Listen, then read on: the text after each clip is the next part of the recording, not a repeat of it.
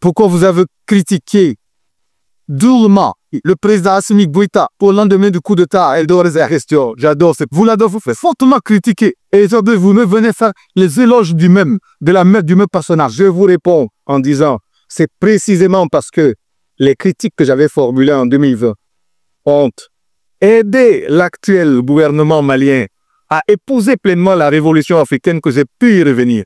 Je fais deux rappels. J'avais dit ceci. Président Assimi Goïta, méfiez-vous de l'homme qui gouverne actuellement la Côte d'Ivoire. Si vous acceptez qu'il vous prenne sous son aile, c'est pour vous transformer en mouton et vous égorger au final, parce que c'est un ennemi de l'Afrique. Ça a été vérifié, les éléments du 9 janvier 2022. J'ai dit une deuxième chose. Il est important de créer une alliance révolutionnaire africaine pour faire face au néocolonialisme français, à l'impérialisme occidental. Parce que quand ils nous prennent un à un, ils nous écrasent toujours, comme ils l'ont fait avec la Libye. C'est précisément parce que la logique révolutionnaire panafricaniste s'est mise à inspirer le gouvernement malien que votre serviteur a pu mettre les pieds dans ce pays. Bienvenue dans l'analyse politique du professeur et président de Institut de l'Afrique des Libertés, le docteur Franklin Nyamsi. N'hésitez pas à aimer la vidéo et la partager avec vos amis. C'est parti.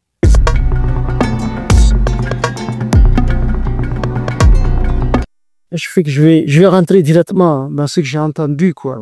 Oui, là, ce qu'on base, oui, mais Là, on est entré là-dedans parce qu'on n'a pas beaucoup de temps, donc on rentre directement là-dedans, quoi.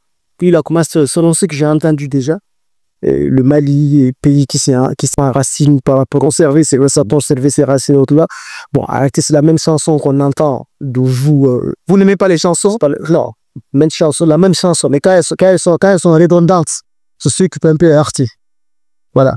Donc, la même chanson qu'on entend, et chaque fois, les racines africaines, est-ce qu'elle est à force de regarder derrière, d'être passéiste, hein? D'être comme on peut dire rétro-top? Est-ce qu'en réalité, on n'est pas en train de perdre la marche du monde de l'avant?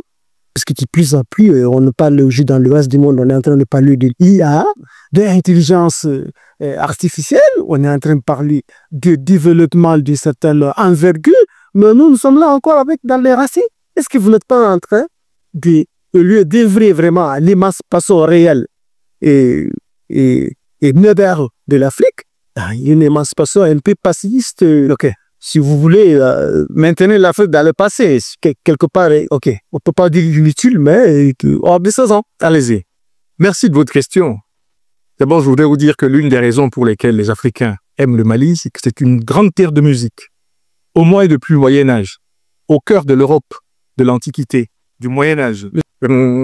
C'est pas très difficile, mais les boss ont des vertus thérapeutiques. Acceptez d'être ici en thérapie avec votre frère que je suis. D'abord, je voudrais dire qu'il ne faut pas utiliser des métaphores méprisantes envers la musique, envers la chanson. Parce qu'elle est l'un des moyens par lesquels l'homme est en rapport avec la beauté, avec la vie. Et présenter l'opinion de quelqu'un comme une chanson qu'on a trop entendue, c'est d'une certaine façon aller à l'attaque ad hominem. Pour moi, le grand jury doit porter sur l'adrem, la chose dont on discute. En effet, dans la question que me pose mon frère Fréta, il y a quelque chose qui renvoie à la chose. C'est comment s'inscrire dans le monde, dans la complexité du monde actuel, avec un discours qui en appelle le racisme. On peut appeler ça un discours, pas une chanson, parce qu'il y a du mépris dans cette manière de parler. Vraiment hors de moi, mais je sais. Voilà, loin de moi, tout mépris de comme ça. C'est de tout ça. Hein. Aucun n'est pas me dit, il ne s'agit pas de vous personnellement. Il s'agit de tous ce qui se passe. Les personnes là, n'est pas l'Africain. Voilà, ça commence. Allez, c'est très intéressant. Pas l'Africain, vous voyez, j'ai bien compris la question. Non, mais je sépare quand même le fait qu'on peut dire son idée sans avoir besoin de procéder à l'anathème, M. Sidibé. Allez-y,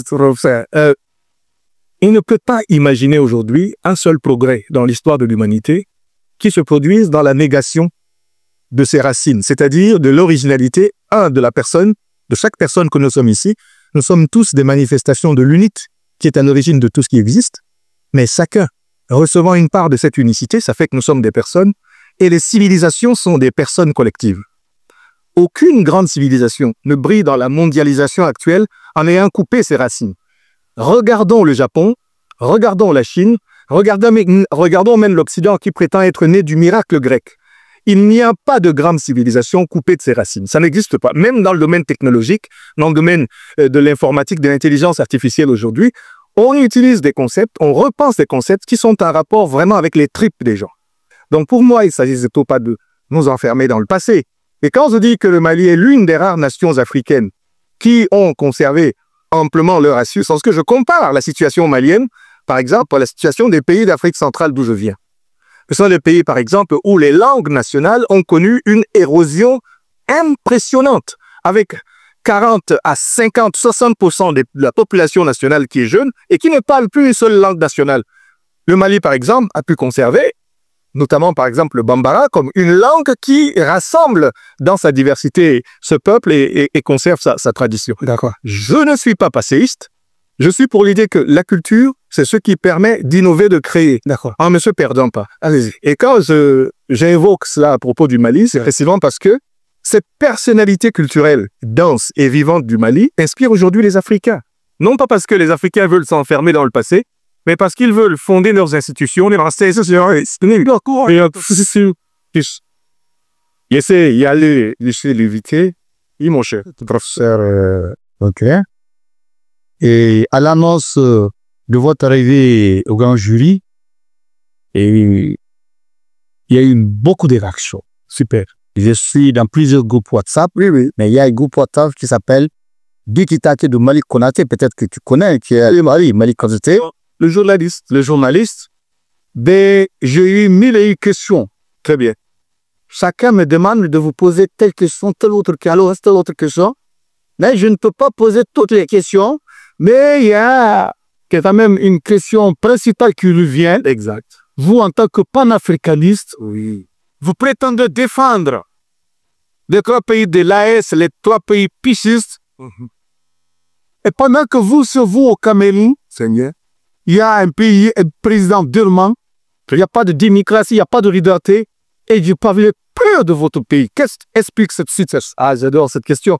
Monsieur Sidibé, vous vous souvenez de l'avoir posé un jour cette question? Mais Je mets au défi le grand jury ici rassemblé de citer un seul des livres que j'ai écrits sur le Cameroun.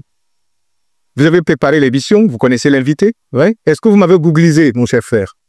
Vous verriez que j'ai écrit 5 livres sur le Cameroun. J'ai eu un détourné. Ah oui, mais citer un titre, vous êtes en train de regarder Internet, ça passe pas ça pas les idées. Et c'était le pro pour te mériter ça. Écrit plus de livres sur le Cameroun, politique des camarades, j'ai dit Cameroun. J'ai écrit plus de livres sur le Cameroun que sur n'importe quel autre pays africain. Ça, c'est le premier point. Deuxième point, je suis issu de la résistance camerounaise à la dictature de Paul Biya. Nous avons été exclus dans les années 90 de toutes les universités camerounaises privées de notre pays depuis bientôt 25 à 27 ans par M. Biya parce que nous avons participé en 1990 à la grande résistance et nous continuons. Vous vous adressez sans doute aujourd'hui à Bamako, au futur président de la République du Cameroun. Nous prenons date, vous marquez le jour. Je n'ai jamais rompu avec mon pays natal. Je ne fais pas partie de ces gens d'Afrique centrale qui critiquent ça. C'est dans le vignon. Pas disant que les Africains lisent peu, à critiquer le Cameroun dans les livres, mais dans les vidéos que les gens regardent, beaucoup ne voient plus. Je vous critique par rapport d'énormes au défi de me citer combien de mes vidéos sur le Cameroun vous avez regardé avant cette émission. Si vous allez sur mon compte Facebook, il y a 3000 vidéos, il y en a 500 sur le seul Cameroun. 500. Si vous allez sur mon compte YouTube, où je suis maintenant à 435 000 abonnés, vous trouverez 400 vidéos sur le Cameroun. J'ai plus parlé du Cameroun que du Mali, du Burkina Faso, du Niger.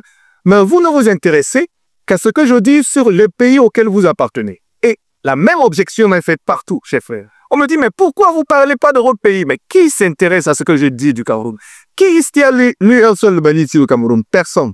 Vous vous intéressez à ce que je dis sur le Mali, le Burkina et le Niger pour cela. Mais c'est une question très intéressante que vous avez posée.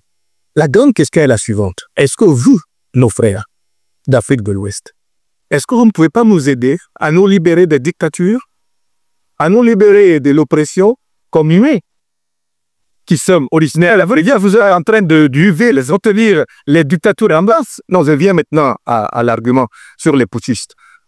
Il y a 2 sortes de coups d'État dans l'histoire de l'humanité. Il y a les coups d'État réactionnaires et il y a les coups d'État révolutionnaires. Les coups d'État réactionnaires sont faits contre l'intérêt du peuple. Et ils sont faits en faveur de puissances étrangères qui instrumentalisent les élites locales pour maintenir la suprématie de leurs intérêts. Et les coups d'État révolutionnaires, quant à eux, sont faits en épousant les aspirations, notamment souveranistes et légitimes des peuples. J'ai, pour ma part, la conviction que ce qui s'est passé au Mali, depuis 2021 notamment, jusqu'à aujourd'hui, c'est, malgré les imperfections évidentes de tout ce qui est humainement fait sur cette terre, c'est un processus révolutionnaire. Et pourquoi vous avez critiqué dignement le président Assimi Goïta pour le lendemain du coup d'État? J'adore les questions, j'adore cette... Vous l'avez fortement critiqué. Aujourd'hui, vous ne venez faire les éloges du même personnage. Je vous réponds en disant, c'est précisément parce que les critiques que j'avais formulées en 2020 ont aidé l'actuel gouvernement malien à épouser pleinement la révolution africaine que j'ai pu y revenir. Je fais deux rappels. J'avais dit ceci. Président Assimi Goïta, méfiez-vous de l'homme qui gouverne actuellement la Côte d'Ivoire. Si vous acceptez qu'il vous prenne sous son aile, c'est pour vous transformer en mouton et vous égorger au final, parce que c'est un ennemi de l'Afrique. Ça a été vérifié, les éléments du 9 janvier 2022. J'ai dit une deuxième chose. Il est important de créer une alliance révolutionnaire africaine pour faire face au néocolonialisme français, à l'impérialisme occidental. Parce que quand ils nous prennent un à un, ils nous écrasent toujours, comme ils l'ont fait avec la Libye. C'est précisément parce que la logique révolutionnaire panafricaniste s'est mise à inspirer le gouvernement malien que votre serviteur a pu mettre les pieds dans ce pays. J'avais des camarades en prison ici, parce qu'en 2020, on se préparait à les livrer à Alassane Ouattara en Côte d'Ivoire. Ils ont été libérés. C'est pour ça que j'ai pu venir. Donc la critique est dialectique. Quand je critique un régime africain, c'est parce que je veux qu'il change. Quand il change, je le reconnais. Chers téléspectateurs, vous avez été les témoins privilégiés de cette analyse politique profonde et inspirante avec le docteur Franklin Nyamsi. Maintenant, c'est à vous. Réagissez en commentaire, partagez vos réflexions et vos idées. Si cette vidéo vous a éclairé, n'hésitez pas à l'aimer et à la partager avec vos amis. Ensemble, nous construisons l'Afrique de demain. Restez connectés sur Afrique Diverse TV pour encore plus d'informations et de débats passionnants. À très bientôt.